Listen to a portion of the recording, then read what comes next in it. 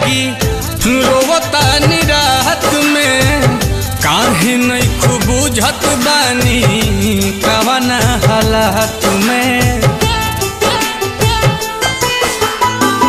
निंदियो नया वे जागी रोवता निराहत में काहे नहीं खूब बुझत बानी कवना हालात में।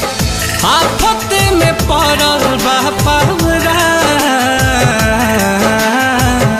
चन चन कहत रही हसचहू में चैन भइलू मले पयबू काहे जा हे जा।